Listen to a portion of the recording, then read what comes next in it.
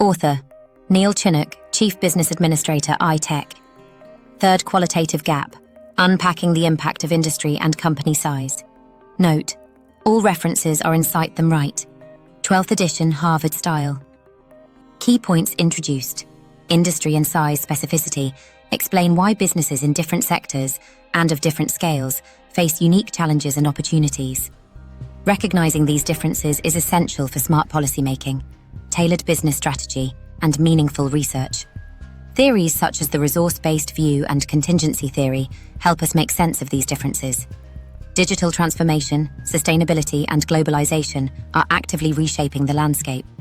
This video explores the historical development, present-day relevance, and future implications of the gap, grounding the discussion in real-world examples and leading scholarship. Introduction.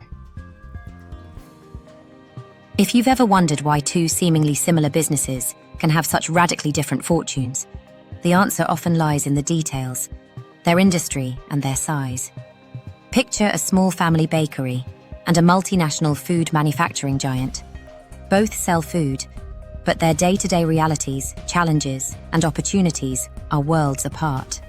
This gap, how industry and company size shape the paths businesses tread, isn't just an academic curiosity. It's a crucial lens for understanding how organizations operate, adapt, and sometimes falter. This video delves into the third qualitative gap, industry and size specificity.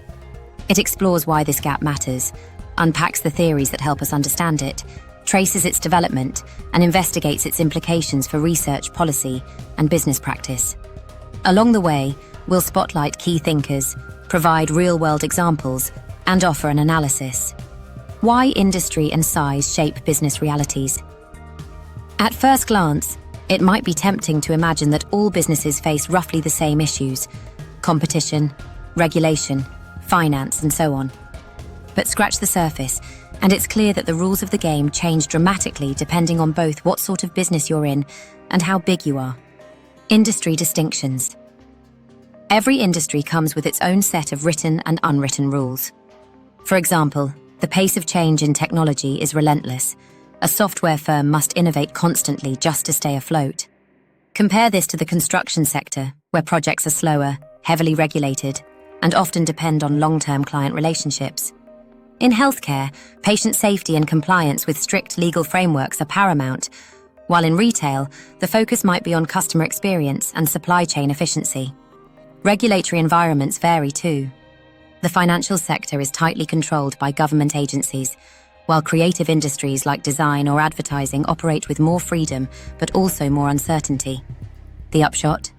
What works for one sector could spell disaster in another. For instance, a risk-taking, fail-fast attitude suits a fintech startup, but could be catastrophic in pharmaceuticals. Scale matters. SMEs versus large enterprises. Size isn't just a matter of headcount or turnover.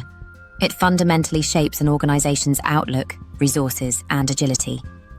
Small and medium-sized enterprises, SMEs, tend to be more nimble, able to pivot quickly when markets shift or new opportunities arise. They're often driven by founders' vision and can foster a close-knit culture. But this agility comes at a cost. SMEs frequently operate with limited cash reserves, face difficulties accessing finance, and may lack bargaining power with suppliers or customers. Compliance with complex regulations or adopting new technologies can be daunting when you don't have a dedicated legal or IT department. Larger firms, by contrast, can draw on greater resources. They have more clout in negotiations, can spread risks across product lines or markets, and are better placed to invest in research and development. That said, their size can breed inertia. Layers of management slow decision-making, and entrenched structures can stifle innovation.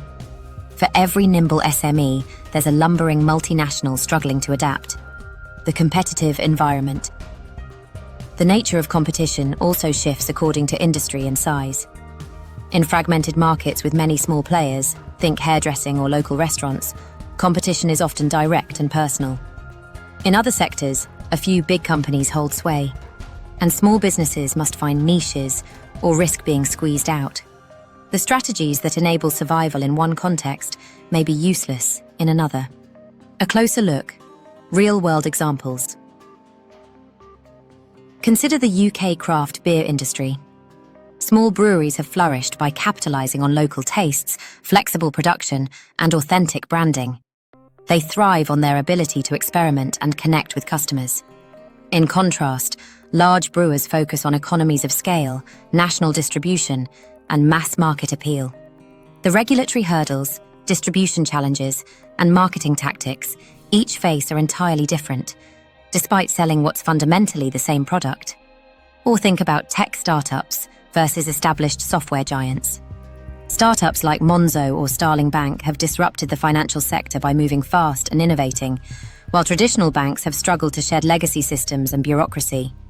The interplay of industry, size, and market context shapes who wins and who loses. Theoretical lenses on industry and size. To make sense of these differences, researchers have drawn on a number of theoretical frameworks. The resource-based view, RBV.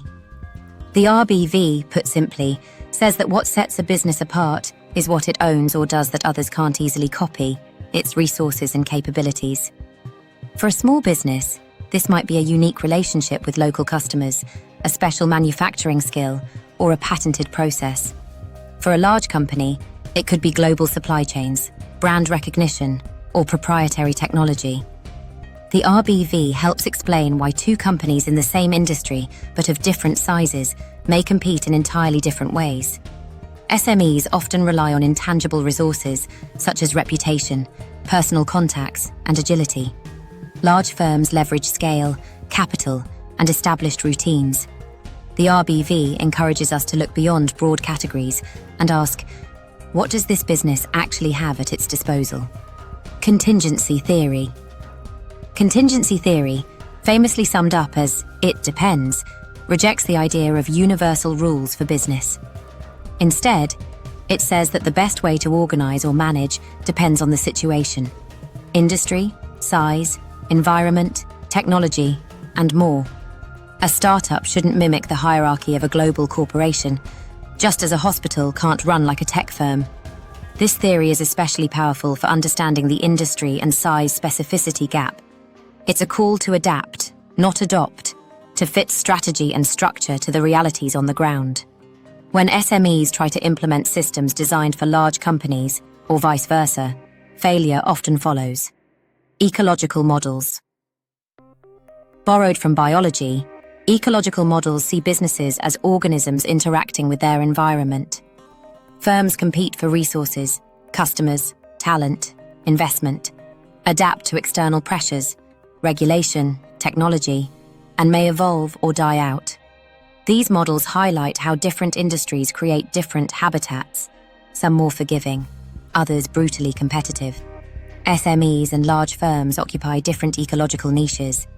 Startups may flourish in turbulent, innovation-driven sectors, while big firms dominate stable, mature markets. Understanding this helps explain why some sectors team with small players, while others are oligopolies. Institutional theory. Another useful perspective is institutional theory, which focuses on how rules, norms, and cultural expectations shape business behavior in highly regulated industries or where professional standards matter, like healthcare or law. Size and industry both influence how firms respond to external pressures. Historical development, from SMEs to multinationals, and back. The focus on industry and size in business research has ebbed and flowed over time. Early focus on SMEs in the post-war period, research often centered on smaller firms. SMEs were seen as engines of innovation and job creation, vital to local economies. Scholars examined their unique challenges, access to finance, informal management, vulnerability to shocks, and how policy could nurture their growth. Rise of the multinational. As globalisation accelerated from the 1980s onwards, attention shifted to large, international firms. How did they manage far-flung operations? How could they innovate while coordinating across continents? The rise of global supply chains, foreign direct investment, and cross-border mergers made the giant corporation a natural focus. Digital disruption, leveling the field. The digital revolution has blurred some boundaries, while sharpening others. Technology has enabled even tiny firms to reach global markets, but it's also increased the gap between digital haves and have-nots. SMEs that master e-commerce can punch above their weight. Those that don't are left behind. For large firms, digital transformation is often a slow and costly process, tangled in legacy systems and resistance to change. Back to nuance. Recent research recognizes that both ends of the spectrum matter and that industry and size interact in complex ways. For example, digital tools might reduce the advantages of scale in some sectors, but in others, like pharmaceuticals, only the biggest players can afford the investment in R&AMP. D. Contemporary impact. Why industry and size specificity matter. Now, so why does any of this matter, beyond academic curiosity? The answer lies in its real-world consequences for policy, strategy, and research. Policy. Making. Governments aiming to boost economic growth, foster innovation, or support job creation need to understand the diversity of business needs. One-size-fits-all policies often miss the mark. For instance, tax incentives or loan schemes that help manufacturers may be irrelevant to digital startups. Regulatory burdens that are trivial for large firms can swamp SMEs. Tailoring support to industry and size leads to better outcomes. Strategic management. For business leaders, recognizing their own organization's place in the industry size matrix is critical. Strategies that work for a nimble SME may be disastrous for a sprawling corporation, and vice versa.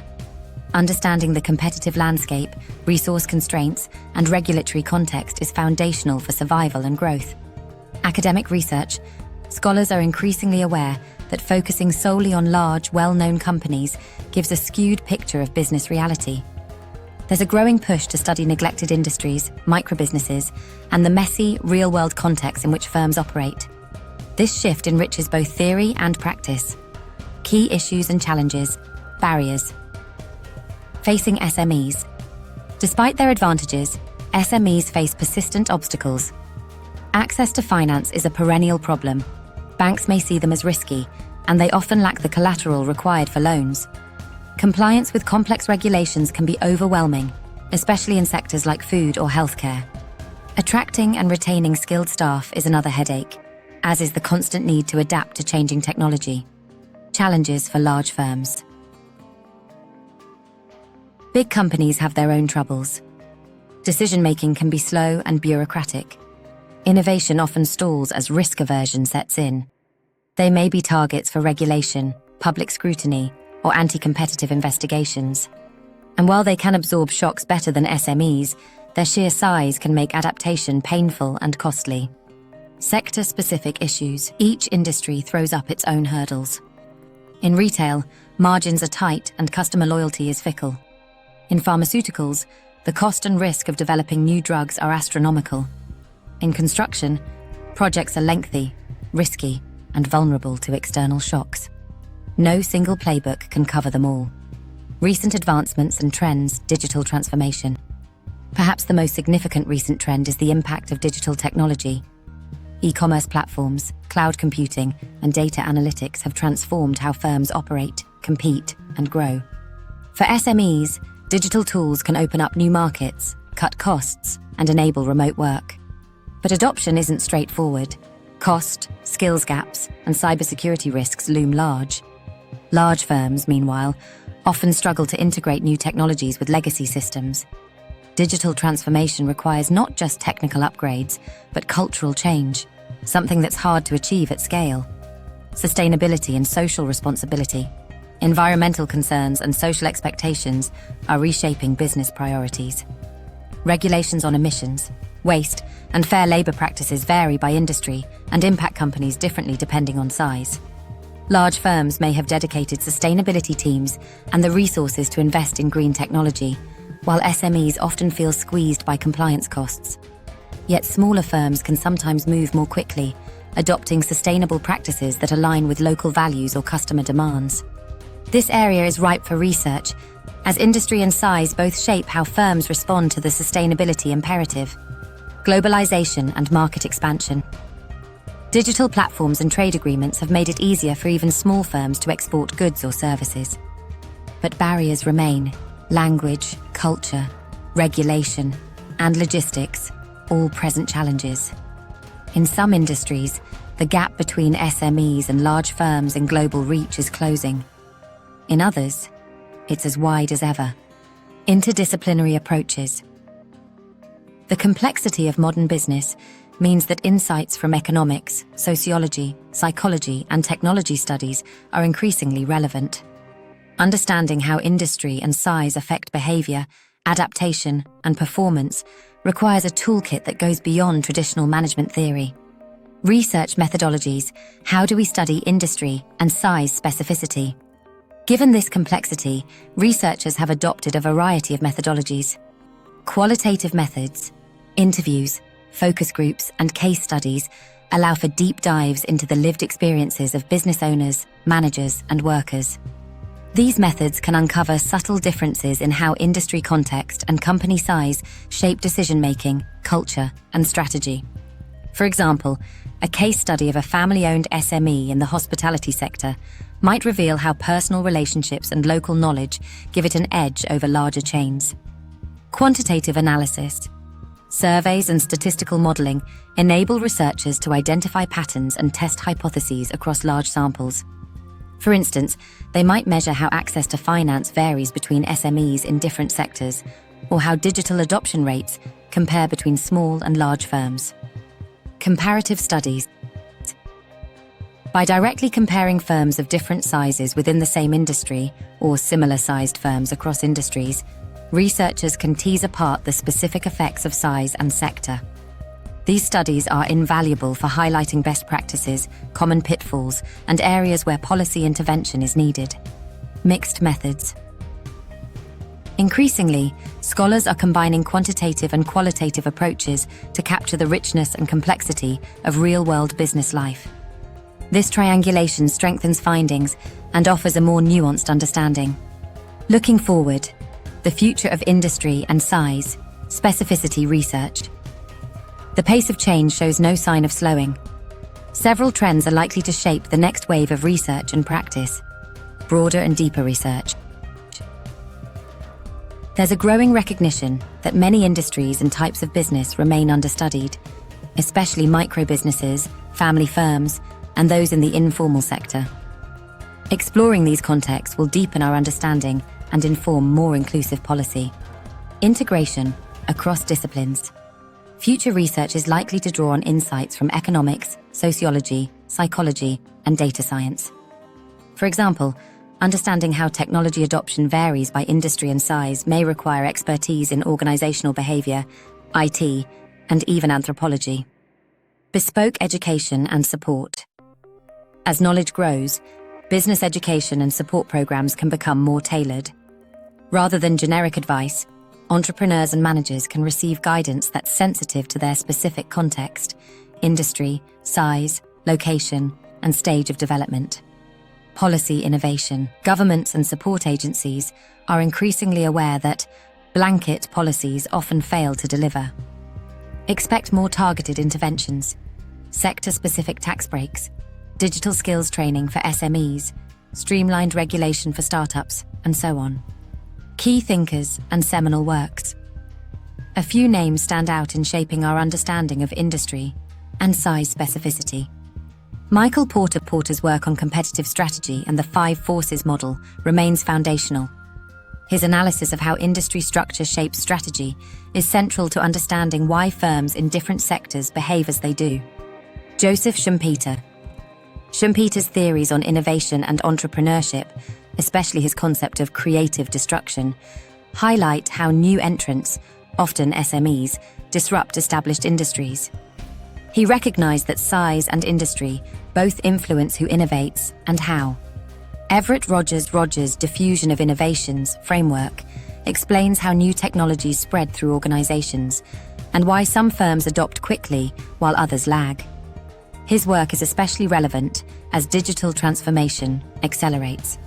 Henry Mintzberg's studies of organizational structure and strategy show how size and industry shape the way firms are organized and managed. Conclusion. Industry and size specificity isn't just an academic abstraction. It's a practical lens for making sense of the messy, dynamic world of business. Whether you're a policymaker aiming to support growth, a manager plotting strategy, or a researcher seeking fresh insights, recognizing the interplay of industry and size is essential. This video has explored the origins, theories, and contemporary significance of this crucial gap. We've seen how industry and size shape everything from daily operations to survival odds, and how theory and research have evolved to keep pace with a changing world. As technology, globalisation, and social expectations continue to reshape the business landscape, understanding these nuances will only become more important. The way forward? Broader research, interdisciplinary collaboration, and smarter, more tailored support for businesses of all kinds. As we deepen our understanding, we'll be better equipped to help both the Davids and the Goliaths of the business world, not just to survive, but to thrive. References: Barney, J., 1991. Firm Resources and Sustained Competitive Advantage.